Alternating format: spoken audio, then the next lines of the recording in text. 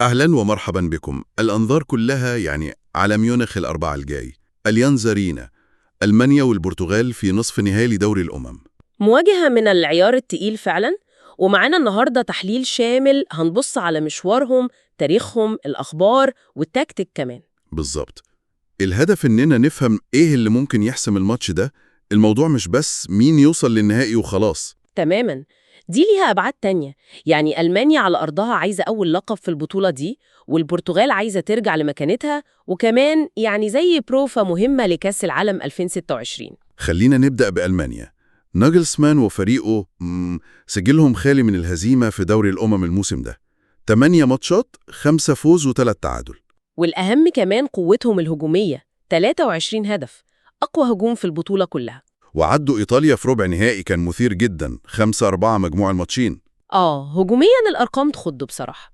بس في نقطة، دفاعهم استقبل أهداف في أغلب الماتشات ما عدا 2 بس.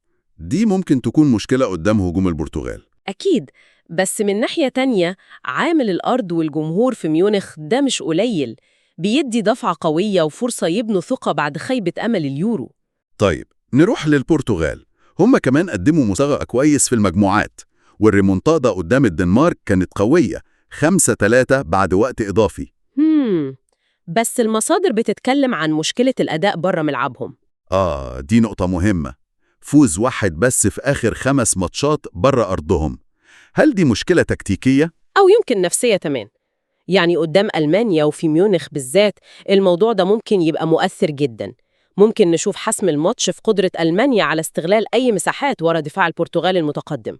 ولو بصينا على تاريخ المواجهات بينهم، ألمانيا كفتها أرجح بكتير. 11 فوز لألمانيا مقابل 3 بس للبرتغال. وآخر 5 ماتشات رسمية من 2006 كلها كسبتها ألمانيا، آخرها 4-2 في يورو 2020. وحتى رونالدو نفسه، الأرقام بتقول ما كسبش ألمانيا في 5 مواجهات في البطولات الكبيرة. تاريخ تقيل فعلا. جدا.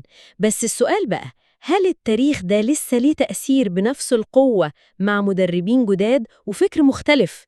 ناجلسمان ومارتينيز الاتنين بيمثلوا كرة حديثة. هل مارتينيز ممكن يكسر العقدة دي؟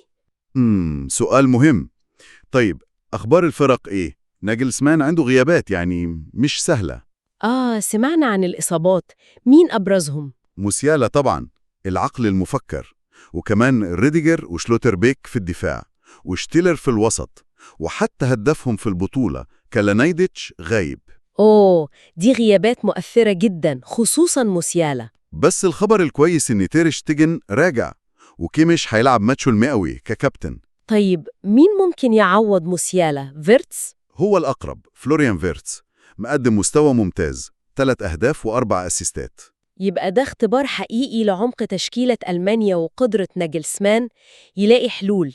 طب وبالنسبة للهجوم، في كلام عن بوركاردت؟ مش متأكدين لسه. بالظبط، في شوية لخبطة في المصادر بخصوص المهاجم. التشكيلة المحتملة ممكن تكون تير شتايجن، كيميش، أنتون، ميتلشتادت، جروس، جوريتسكا، ساني، فيرتس، أدييمي، والمهاجم لسه عليه علامة استفهام. تمام. نروح للبرتغال. عندهم القائد كريستيانو رونالدو، هداف البطولة ب6 أهداف وعمره 40 سنة. ما شاء الله عليه. بس القلق الأكبر على ثلاثي باريس سان جيرمان. نيفيز ومينديز وفيتينيا لسه لعيب نهائي الأبطال من أيام.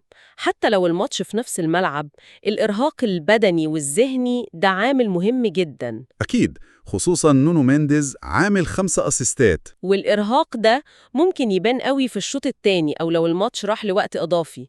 وبالينيا غالبا مش هيبدأ أساسي. يبقى التشكيلة الأقرب إيه؟ ممكن نشوف كوستا، دالوت، أنطونيو سيلفا، دياز، مينديز، جواو نيفيز، فيتينيا، برناردو سيلفا، برونو فرنانديز، لياو ورونالدو قدام طبعا. تكتيكياً بقى، شكلنا هنشوف صراع في نص الملعب. ناجلسمان بيحب اللعب بكثافة وضغط عالي واستحواذ كبير، حوالي 59%. والضغط العكسي بتاعه فعال جدا، بيحاول يسترجع الكرة أول ما تتقطع. شفناه قدام إيطاليا. مارتينيز كمان بيحب الاستحواذ، نسبة قريبة 58.4%. لكن أسلوبه الدفاعي مختلف شوية، بيعتمد أكتر على ضغط الملعب والتحولات السريعة. وهنا ممكن تكون المخاطرة. إزاي؟ لو ألمانيا قدرت تكسر الضغط المتقدم ده، ممكن تلاقي مساحات خطيرة ورا قلوب الدفاع. المعركة الحقيقية هتكون مين يستغل الاستحواذ بشكل أحسن. الاستحواذ الفعال يعني. بالظبط. وتفوق ألمانيا التهديفي بيقول إنهم ممكن يكونوا أكتر فعالية في النقطة دي.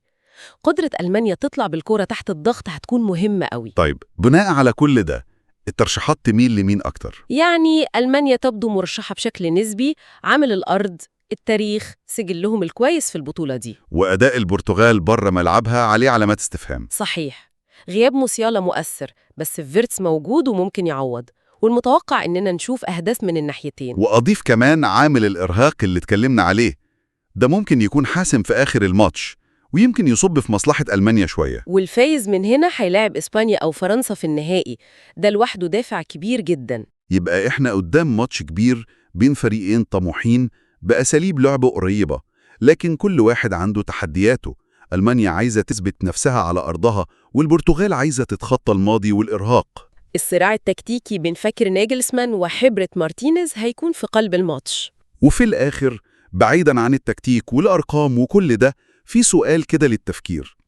لأي درجة الحرب النفسية ممكن تلعب دور؟ يعني هل البرتغال تقدر تنسى تاريخها السيء قدام ألمانيا؟ وهل ألمانيا هتقدر تتحمل ضغط الفوز على أرضها؟ فعلا، يمكن دي العوامل اللي محدش شايفها هي اللي تحسم مين يوصل للنهائي في الآخر.